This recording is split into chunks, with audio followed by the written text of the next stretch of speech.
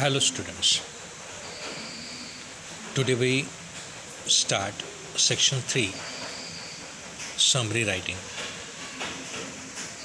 A summary is a record in the reader's own words that gives the main points of a piece, such as a newspaper, article, a lecture, a passage, a chapter or even a whole book. विद्यार्थी मित्रांनो, सारांश लेखन याचा अर्थ असा होतो की कुठल्याही एखाद्या पुस्तकाचं, एखाद्या त्यातल्या प्रकरणाचं किंवा एखाद्या उतार्याचं किंवा एखादं व्याख्यान असेल, लेख असेल किंवा वृत्तपत्रामधला एखादा पीस असेल किंवा एखादा छोटासा पॅसेज असेल, या सर्वांचं त्यांचं एक मेन पॉईंट्स, मुख्य अशा प्रकारचे मुद्दे एकत्र करून रीडर जेव्हा त्याचं एक रिटर्न असा रेकॉर्ड तयार करतो, त्याला आपण म्हणायचं सारांश लेखन.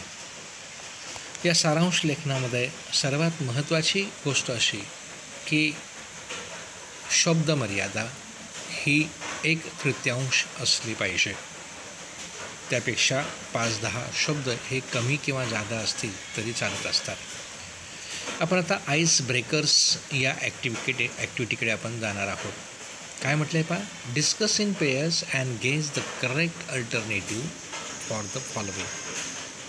Number 1, to summarise means dash dash. A, put information in a chronological order. B, to recapitulate the main points in a selection. C, to introduce new information. Or D, to write one's opinion about selection. तर सारांश लेखन म्हणजे नेमकं काय? तर यामध्ये आपल्याला असं म्हटलं आहे की to put information in a chronological order. जसं एखाद्या पॅसेजमध्ये ज्या प्रकारे घटना ह्या क्रमाने आलेल्या आहेत, त्या प्रकारच्या घटना क्रमाने लिहिणं म्हणजे सारांश लेखन काय. किंवा to recapitulate the main points in a selection, त्या उत्तरातील महत्त्वाच्या मुद्द्यांचं निवड करून ती नवीन आपल्या शब्दात मांडणं म्हणजे सारांश लेखन काय. किंवा सी म्हटलं टू इंट्रोड्यूस न्यू इन्फॉर्मेशन, त्या उताराच्या माध्यमातून नवीन माहिती इंट्रोड्यूस किंवा परिचित करून देणं म्हणजे सारांश लेखन काय. किंवा to write one's opinion about the selection, जो पॅसेज जो उतारा तुम्हाला दिलेला आहे तो उतारा निवडून तुमचं मत त्या ठिकाणी मांडणं म्हणजे सारांश लेखन काय. तर या सर्व 4ही मुद्द्यांचा जर विचार जर केला तर बी मुद्दा जो आपला आहे, to recapitulate the main points in selection, त्या उत्तरातील महत्त्वाचे मुद्दे सिलेक्शन करून आपल्या भाषामध्ये त्याची पुनर्मांडणी करणे म्हणजे समरायझिंग करणे असा त्याचा अर्थ होतो. आता आपण दुसऱ्या मुद्द्याकडे आपण जाणार आहोत. The type of a summary that consist of a paragraph to express the main idea is. The type of a summary म्हणजे सारांश लेखनाचा प्रकार, दॅट कन्सिस्ट ज्याचा समावेश होतो, ऑफ अ पॅरेग्राफ म्हणजे उतार्यामध्ये, to express the main idea is, ज्यामध्ये तुमच्या महत्त्वपूर्ण कल्पना त्यांची मांडलेली असतात. मग सारांश लेखनामध्ये ज्या कल्पना त्या मांडलेल्या असतात त्या आउटलाईन असतात का, म्हणजे नुसते महत्त्वाच्या मुद्द्यांचं एक भाग दिलेला असतो का, रिपोर्ट म्हणजे त्यावर अहवाल सादर केलेला असतो का, सिम्पॉसिस म्हणजे ते शॉर्टकट मांडलेली असतात का, रिटर्न समरी म्हणजे लेखी स्वरूपात सारांश लेखन केलं असतं का. तर याच्यामध्ये आपल्याला जो डी पार्ट आहे, डी भाग आहे, रिटर्न समरी हे त्याचं आपलं उत्तर लक्षात घेता येईल. खाली आता आपल्याला मुद्दे काही दिलेले आहेत पहा. There are various ways of incorporating other writers words in to your own writing. They differ according to the closeness of your writing to the source writing. Match the ways of writing in a brief given in a column A with their descriptions in column B. म्हणजेच there are various ways of incorporating other writers works into your own writing. आपण लेखनाचे असे बरेचसे प्रकार आता या ठिकाणी अभ्यासणार आहोत, पाहणार आहोत. ते रायटिंगचे जे प्रकार आहेत त्यांच्या त्या सोर्सनुसार ते वेगवेगळे अशा प्रकारचे आहेत, डिफर आहेत, वेगवेगळे आहेत. मग आता ए कॉलममध्ये वेज ऑफ रायटिंग तुम्हाला दिलेले आहेत आणि त्यांचा जो अर्थ आहे, त्याचं जे वर्णन आहे ते बी कॉलममध्ये तुम्हाला देण्यात आलेलं आहे. आपण लक्षात आता या ठिकाणी घेणार आहोत की वेज ऑफ रायटिंग 1 समरायझिंग सारांश लेखन म्हणजे नेमकं काय. तर आपण या ठिकाणी सहज म्हणू शकतो it includes main ideas in to one's own words. आपल्या स्वतःच्या शब्दामध्ये समावेशित केलेले महत्त्वाचे मुद्दे म्हणजेच सारांश लेखन होय. दुसरा प्रकार बेस ऑफ रायटिंगचा आहे तो म्हणजे पॅराफ्रेझिंग. म्हणजे पॅराफ्रेझिंग म्हणजे नेमकं कसं की जर एखादा उतारा तुमच्याकडे जर असेल तर दुसरे शब्द वापरून तशाच्या तशा प्रकारचा उतारा दुसरा एक ओरिजिनल तुम्ही तयार करू शकता वर्ड बाय वर्ड. त्याला पॅराफ्रेझिंग असं म्हणतो. तर या ठिकाणी एफ जे उत्तर आपण पाहतो आहे it must be identical to the original and match the document word by word. पॅराफ्रेझिंगसाठी आपण हे उत्तर देऊ शकतो. थर्ड प्रेसिज रायटिंग महत्त्वपूर्ण मुद्द्यांचं रायटिंग त्या ठिकाणी केलं जाणं. आता म्हणजे याच्यामध्ये काय नेमकं असतं पहा it include not just the main idea. फक्त महत्त्वाच्या मुद्द्यांचा समावेश नसतो तर but every detail express clearly and to the point. मुद्द्यानुसार आणि स्पष्टपणे फक्त त्या मुद्द्यांचंच त्याच्यात वर्णन नसतं तर मेन आयडिया त्याच्यामध्ये नसतात तर इतर सगळ्या गोष्टी पण त्याच्यामध्ये दिलेल्या असतात. त्याला आपण त्याला प्रेसिस रायटिंग असं म्हणतो. म्हणजे मुख्य मुद्दे तर असतातच पण इतरही मुद्द्यांचा समावेश क्लिअरली टू द पॉईंट त्यामध्ये समावेश केलेला असतो. तर सीचं उत्तर हे आपल्याला या ठिकाणी पाहायला मिळेल. नंबर 4 कोटिंग ज्याला आपण काव्यमय स्वरूपामध्ये काव्यपंक्तींमध्ये जे आपण तयार करतो ते या ठिकाणी लक्षात घेता येईल. It includes selection of a proper lines from the given text for correction, condensation and the organization. म्हणजे जो उतारा दिला असेल त्या उतारातल्या प्रॉपर अशा प्रकारच्या लाईन घेऊन त्यावरनं पोएटिक अशा प्रकारच्या काही कोटेड तयार करणं तेही एक तशाच्या तशा अर्थ असलेल्या त्या कोटेड लाईन तयार करणं म्हणजे आपण कोटिंगसाठी या ठिकाणी बे ही उत्तर लक्षात या ठिकाणी घेऊ शकतो. नंबर 5 आहे एडिटिंग. आता एडिटिंग म्हणजे नेमकं काय तर या ठिकाणी म्हणता येईल आपल्याला की it includes taking broader segment of the source and condensing it slightly. Editing म्हणजे संपादकीय जे लेख वगैरे असतात वृत्तपत्रामध्ये आपल्याला पाहायला वगैरे मिळतात त्यामध्ये काय एखादा मुद्दा घेतलेला असतो आणि त्या मुद्द्याचं ब्रॉडर म्हणजे विस्तारीकरण मोठ्या पद्धतीने त्याचं मांडणी वेगवेगळ्या सोर्सच्या माध्यमातून आणि थोडं कंडेन्सिंग इट्स अ स्लाइट आणि थोडं त्याच्या विरोधामध्ये त्याची म्हणजे प्रखरतेने टीका टिप्पणी देखील त्यामध्ये दिलेली असतं. तर खरं तर आपण हे एडिटिंगमध्ये संपादकीय जे काही लेख वगैरे असतात त्याच्यामध्ये आपल्याला पाहायला मिळतो. प्रत्येक वृत्तपत्रामध्ये एक संपादकीय अशा प्रकारचा एक कॉलम असतो स्तंभ असतो किंवा त्यामध्ये त्या ठिकाणी त्याचे संपादकाने आपली मतं मांडलेली असतात. तो एखादा मुद्दा घेऊन त्याच्यावर डिटेल अशा प्रकारचं विस्तारित आपलं मांडतो आणि त्याच्यातनं तो काय करतो थोडंसं त्याच्यावर टीका टिप्पणी एक वेगळ्या अंगाने वेगळ्या दृष्टीने पाहण्याचा देखील तो प्रयत्न करत असतो.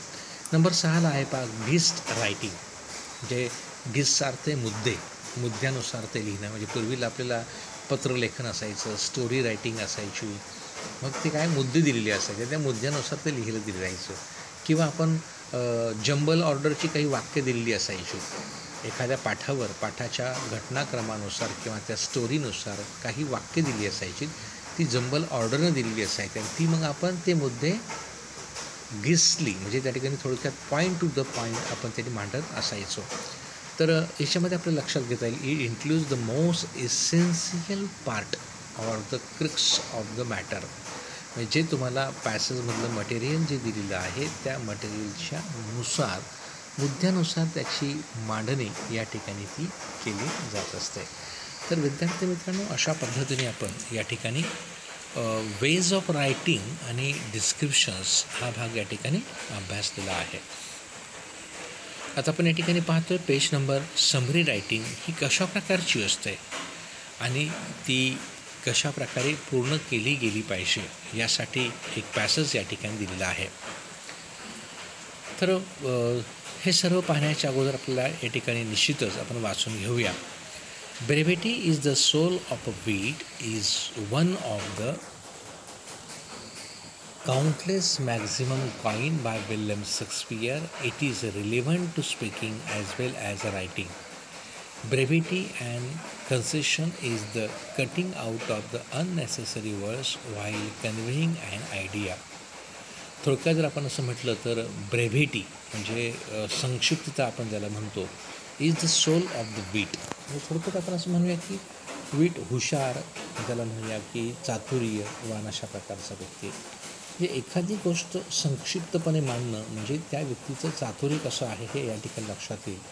आणि मग मॅक्झिमम अशा प्रकारचे वर्ड्स मांडण्यापेक्षा रिलेव्हंट अशा प्रकारचे वर्ड्स त्या रायटिंगमध्ये घेऊन त्याचं संक्षिप्त रूप तयार करून अननेसेसरी वर्ड्स हे काढून टाकून आपल्या आयडिया नेमक्या शब्दामध्ये नेमकेपणाने मांडणं म्हणजे सारांश लेखन होय असं शेक्सपियरचं म्हणणं होतं.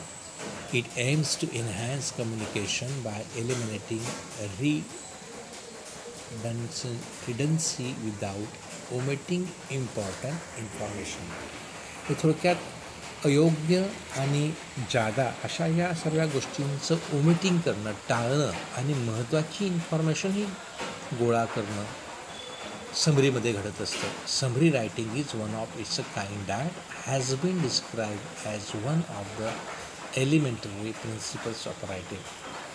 लिखाणकाम किंवा लेखन कौशल्याची महत्त्वपूर्ण जी काही बाबी आहेत या बाबी यामध्ये लक्षात घेतल्या जातात. महत्त्वपूर्ण गोष्टींचाच त्याच्यामध्ये वापर केला जातो असा भाग म्हणजे कुठला जर असेल तर तो समरी रायटिंग आहे. To speak what is require and to write what is necessary is a requisite towards the development of a language skill. म्हणजे खरं तर लँग्वेज स्किल डेव्हलपचाच एक भाग म्हणजे रायटिंग स्किल अशा प्रकारचा आहे, ज्याची लँग्वेज स्किल हे डेव्हलप चांगल्या प्रकारे आहे.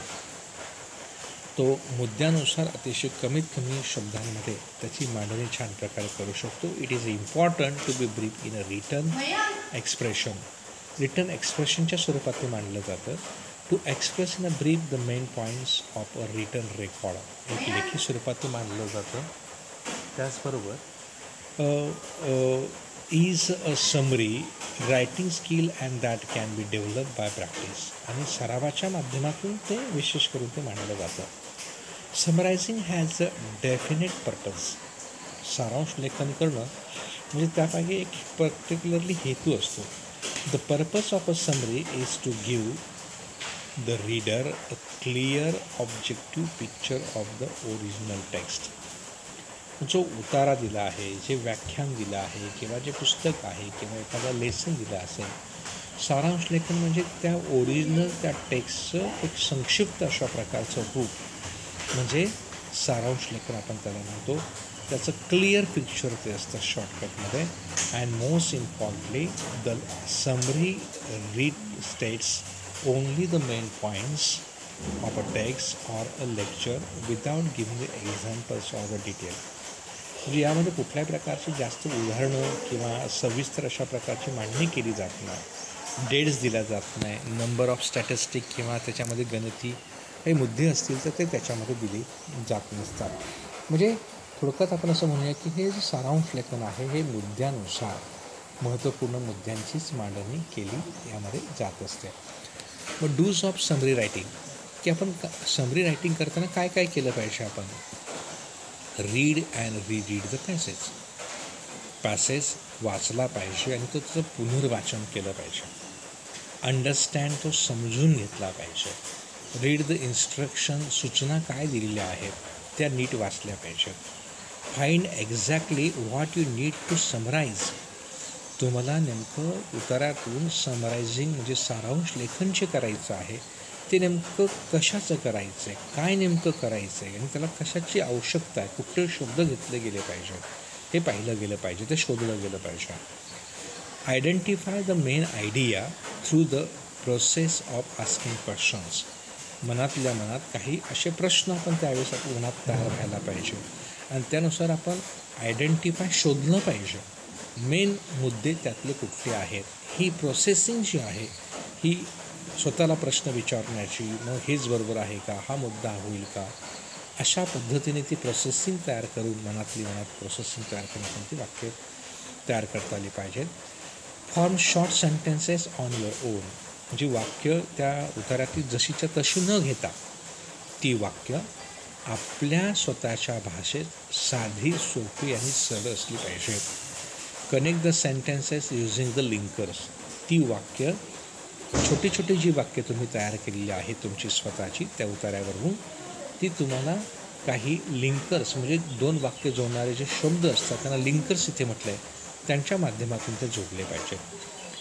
Remove redundant words and sentences from the key sentences.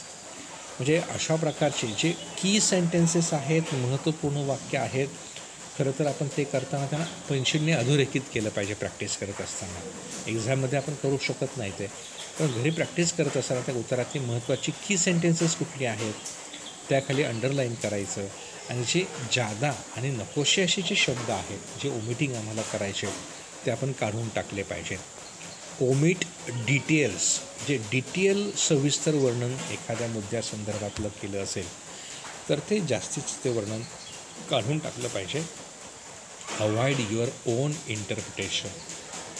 तुमचं स्वतःचं काही मटेरियल त्याच्यामध्ये टाकता कामा नये किंवा एखाद्याचा अर्थ स्पष्ट करता कामा नये किंवा एखादं वाक्य त्यांना पल्हाळ किंवा जादाच काहीतरी बोलत राहणं हे देखील योग्य या ठिकाणी नसतं. तर विद्यार्थी मित्रांनो, अशा प्रकारे समरी रायटिंग करत असताना ह्या गोष्टींचा आपण या ठिकाणी विचार केला की ह्या गोष्टी आपण करायला पाहिजे. तसंच आता समरी रायटिंग करत असताना कुठल्या गोष्टी करू नये. Don'ts of summary writing. Don'ts कुठले कुठले आहेत. इन्क्ल्यूड. तुमच्याकडचं स्वतःचं काहीही मटेरियल त्यामध्ये टाकू नका. एक्सक्ल्यूड किंवा कशाचाही दुसऱ्या गोष्टींचा समावेश करू नका किंवा ते काढून टाकू नका. ॲड. भर घालणे किंवा त्याच्यामध्ये तुमचं काही मॅटर टाकून किंवा अधिक काही मॅटर म्हणजे सेंटेन्सेस टाकून त्यात भर घालू नका किंवा एखाद्या मुद्द्यानुसार तुमचं मत किंवा कॉमेंट्स त्यावर मांडू नका. गिव्ह एक्झाम्पल्स तर अजिबात देऊ नका. त्यामध्ये जर एक्झाम्पल ती काढून टाका. जर तुमची एक्झाम्पल देऊ नका किंवा त्या पाठातली एक्झाम्पल तशीच्या तशी मात्र लिहू नका. तर ह्या अशा काही गोष्टी आहेत, ह्या अशा गोष्टी आपण या ठिकाणी लक्षात घ्यायला पाहिजे. विद्यार्थी मित्रांनो, कदाचित यावरून तुम्हाला काही गोष्टी लक्षात आली असतील. पुढच्या लेक्चरला पुन्हा आपण समरी रायटिंग यावर आपण अजून बोलणार आहोतच. तुम्हाला हा व्हिडिओ कसा वाटला, तो आवडला असेल तर जरूर त्याला सबस्क्राईब करा आणि Ganesh creation learn with Ganesh creation याला जरूर या व्हिडिओला सबस्क्राईब करा. धन्यवाद.